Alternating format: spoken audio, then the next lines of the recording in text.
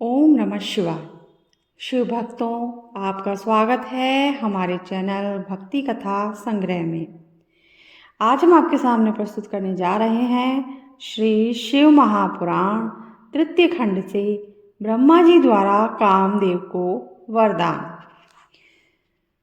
ब्रह्मा जी ने नारद को बताया, जब संध्या को देखने मात्र से शिव ने मुझे फटकारा था, तब से मैं शिवजी की माया से मोहित होकर ईर्ष्या करने लगा। मन में ईर्ष्या रखकर मैं मरीचि, दक्ष आदि पुत्रों के पास जाकर बोला, तुम्हें पता है कि शिवजी ने स्त्री को देखने मात्र से मुझे खूब धिक्कारा था। उस घटना से मैं आज तक दुखी हूँ। अतः जब तक महादेव कोई स्त्री ग्रहण न कर लें, तब तक मेरे हृदय को शांति नहीं मिलेगी।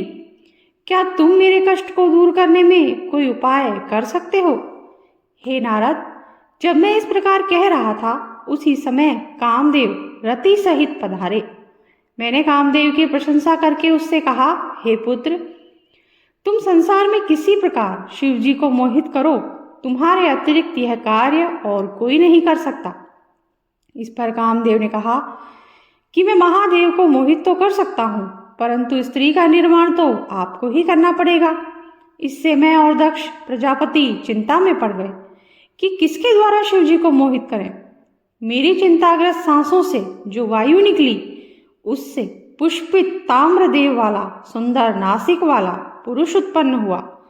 मैंने उससे कहा, हे मन्मथ, यह रमण का हेतु होने से बसंत नाम वाला है, इसे तुम अपना साथी समझो। इसके साथ ही तुम रति को लेकर शिवजी को मोहित करो। फिर तो कामदेव ने अपनी पत्नी रति के साथ मेरे चरण स्पर्श किए और कैलाश को प्रस्थान कर गया। वहां जाकर कामदेव ने प्राणियों को मोहित करने के लिए अपना प्रभाव फैलाया। बसंत ने भी उसका साथ दिया। शिवजी को मोहित करने के लिए कामदेव ने अनेक यत्न किए, परंतु वह असफल रहा। उसके सारे प्रयत्न निष्फल रहे। उसने उदास होकर मुझसे कहा, मैं शिवजी को मोहित करने में असमर्थ हूँ। कामदेव की बात सुनकर मैं चिंतामग्न हो गया। मेरे चिंतित होने पर मेरे सम्मुख विकराल गण आने को वाद्य यंत्रों को लेकर प्रकट हुए। उन्होंने कोलाहल करके मारो मारो का शब्द उच्चारण किया। वे मुझे भी मारने दौड़े। मैं कामदेव से बोला, इन्होंने प्रकट होते ही मारे मारे का उच्चारण किया है, अतः इनका नाम मार होगा। ये भी तुम्हारी सहायता करेंगे। अब तुम पुनः शिवजी को मोहित करने जाओ।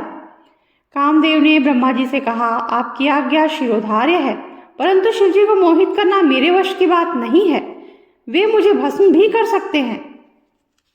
ब्रह्मा जी के कहने पर कामदेव मारगणों को साथ लेकर शिवजी के स्थान पर गए, परंतु शिवजी को वह मोहित करने में असफल रहे। ब्रह्मा जी ने बताया कि कामदेव निराश होकर मेरे पास लौटकर बोला, हे ब्रह्मा जी, आप स्वयं ही शिवजी को मोहित करें।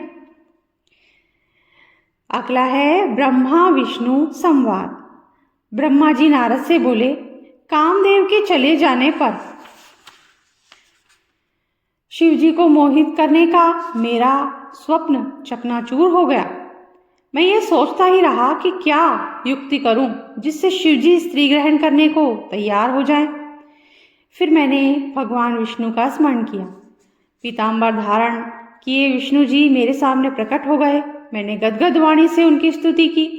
विष्णु जी ने मुझसे पूछा, मुझे कैसे स्मरण किया? मैंने विष्णु जी को बताया कि भगवान शंकर को मोहित करने के लिए सपरिवार मारगण और बसंत के साथ कामदेव को भेजा था, परंतु वह असफल हो रहा। तब भगवान श्री हरि बोले, तुम ऐसा क्यों करना चाहते हो? पहले मुझे सच सच बताओ कि इसका क्या कारण है। मैंने श्री हरि को सृष्टि से उत्पन्न की पूरी कथा तथा संध्या को कुदृष्टि से देखने की बात और शिवजी द्वारा मुझे फटकारना आदि सब बातें जो घटित हुई थी बता दी। शिवजी ने मेरे पुत्रों के समक्ष मेरी निंदा की, उसका मुझे बड़ा दुख है। अब शिवजी द्वारा स्त्री ग्रहण करने पर ही मेरा दुख कम हो सकता है।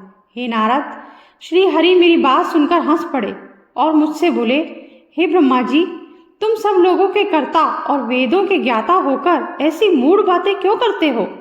तुम अपनी इस ईर्ष्या को छोड़ दो। यदि तुम्हारे अनुसार शिवजी को स्त्री ग्रहण करनी चाहिए तो पार्वती के उद्देश्य से शिवजी का तप करो। अपने उद्देश्य की पूर्ति हेतु पार्वती जी का हृदय में ध्यान करें। यदि भगवती पार्वती प्रसन्न हो गई तो तुम्हारे सब मनोरथ पूर्ण हो जाएंगे।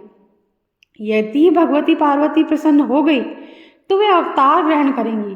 तुम दक्ष प्रजापति को आदेश दो कि वह तप करे जिससे पार्वती जी कन्या रूप में उनके यहाँ उत्पन्न हो जाएं। मैं तुम शिव तीनों पार्वती के ही स्वरूप हैं। इस प्रकार ब्रह्मा जी को समझाकर ही श्री हरि अंतर ध्यान हो गए। इसी के साथ आज का वीडियो हम समाप्त करते हैं। अगर आपको अच्छा लगा हो तो लाइक ज़रूर कर दीजिएगा और चैनल को सब्सक्राइब कर दीजिए, बेल आइकन प्रेस कर दीजिए ताकि हमारे आगे आने वाले वीडियोस के नोटिफिकेशन भी आपको आसानी से मिल सके। Thank you. जय शिव शंभू।